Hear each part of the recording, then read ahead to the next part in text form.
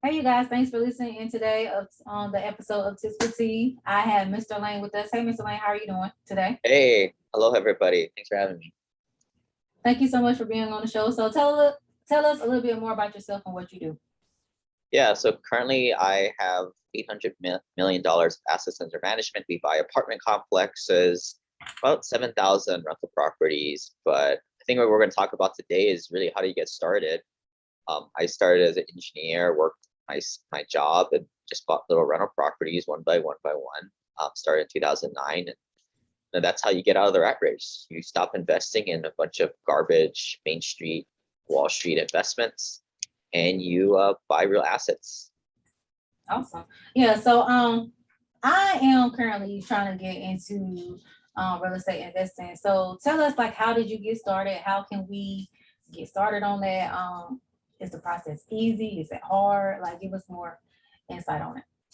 Yeah, so I started back in 2009. Up until that point, just follow that linear path, go to school, studied hard. I, got a good job as an engineer and, bought a house to live in, which I don't necessarily think is the best ideal for a lot of young folks out there. I had this big house of myself, and because I was traveling all over the place for work, I decided to rent it out, kind of like tourist style. And I was like, wow, this is cool. Like getting this cash flow, the rent, the tenants paying down the rents. I have a property manager that deals with all the headaches. And at that point, it was just a matter of, well, how do I buy another? How do I save up more money so I can get used as a down payment to buy the next property? Awesome. Um, and I guess why would you recommend real estate investing for those who don't know? I mean, I feel like it's I money. mean, yeah, from a high level, I mean, real estate is a hard asset and it produces income for you. It's a commodity that everybody needs. We kind of focus in on like workforce style housing. So housing that is for the regular folks out there, the lower middle class, if you will. We focus on apartments between $700 to $1,400 a month rent. Mhm. Little rental properties. We normally start people off with buying little rental properties that cost 100 grand that rent $4,000 a month. And that's kind of the first step, right? Finding properties that hit this 1% rent to value ratio that is critical so that you're able to cash flow. So you take the monthly rent divided by the purchase price, and that's that ratio right there. So how are you able, like, what can people do, or how can people find these type of properties to start with actually buying so they can do the investment with? Yeah, I mean, it's easy. Just go on the MLS, go find a broker. They're pretty easy to find. Um, and that's the difference with us, right? Like we're not. I think when people think of real estate investing, they think of house flippers, buying distress, wholesaling.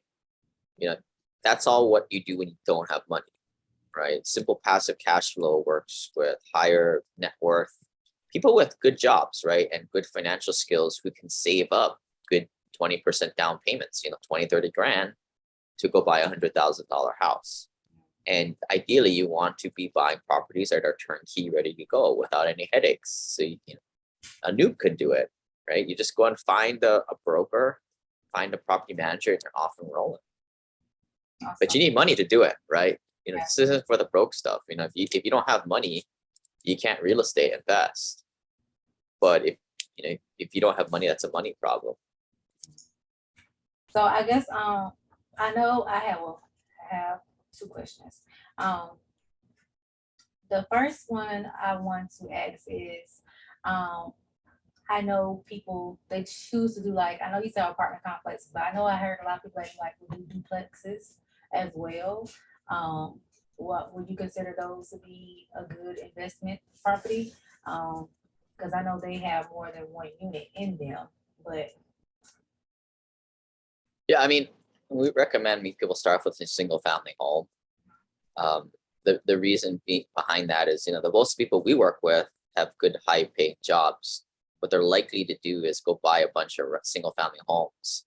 And the nice thing about the single family homes is you can sell it to a retail buyer, somebody, a home buyer that wants to live in there. Where when you're buying a duplex, triplex, quad, sure, the numbers look a little bit better in the beginning, right? You get a little bit higher rent to value ratio, but the exit strategy is really bad on those. You're trying to sell it to a cheapskate investor who's not going to pay an arm and a leg because they fell in love with the property. So the idea is, and this is all part of the journey of getting to financial freedom. In the beginning, you go into deals where it's single family homes, you get your net worth up, maybe you get to close to accredited status, and then you go into syndications and private placements as a passive LP partner to multitude of larger deals. And you kind of go about it that way. Now, how has this help you or benefit you when it comes to doing your taxes? Because a lot of people, it can benefit you when it comes to getting your, doing your taxes and helping you, but how has it helped you? Right. And this is why you keep hearing wealthy people have real estate. And the reason why is with real estate, you can deduct the building improvement value off of your taxes. And, let's just say my first property that I bought in Seattle, $350,000 purchase price, but I was able to deduct almost $6,000, $7,000 a year because you're able to depreciate the building over 27 years. And that's where you back into the value divided by 27. You're able to deduct $6,000 to $7,000 off of there for people doing the math. And yeah, you might have made $4,000, $10,000, but you get to deduct that and not pay taxes on it, which that's the magic of real estate that you don't get with anything else, crypto, stocks, and all that kind of stuff. I mean, if somebody makes $100,000 with crypto, well, they got to pay taxes on it, typically at the highest tax rate. So possibly it's like maybe a 50% gain instead of doubling their money. Whereas with real estate, you tend to keep it, especially when you go into larger deals, when there's a cost segregation involved. And this is what separates some of the newer mom and pop rental property owners and more sophisticated syndication investors. Long story short, you can, instead of waiting 27 long years, what the smart people, what the wealthy people are doing is they're depreciating the asset more aggressively. A lot of times, a third of the whole building value in the first year. So maybe you maybe only made a couple $1,000s that first year, but you're able to take a $50,000, $60,000 deduction on your taxes, which will definitely, zero out any passive income you made on that investment. But this is when things get good, right? This is what separates the wealthy from the middle class, is that if you're able to implement different real estate professional status strategies on your taxes, you're able to drive down your active ordinary income. So for example, we've got a lot of doctors in our group. They might make about $800,000 a year. They get killed with taxes. But if we're able to use some of these losses to drive them from 800 down to just to say 600, at a 50% tax rate, they just saved $100,000, going from 800 down to $600,000. This is the games that the wealthy play, and the mechanism is the real estate. Awesome. Well, Lane, thank you so much for sharing these tips with us about real estate investing and how it can help you with your taxes, because it really can. So I'm gonna share the social media handles with our listeners. Tell our listeners how they can get in contact with you if they would like to. Yeah, they can go to simplepassivecashflow.com, and they can also check out my podcast, Simple Passive Cash Flow, Passive Real Estate Investing. But yeah, thanks for having me. And thank you for being on the show. And if you guys want to get in contact with me, feel free to do so.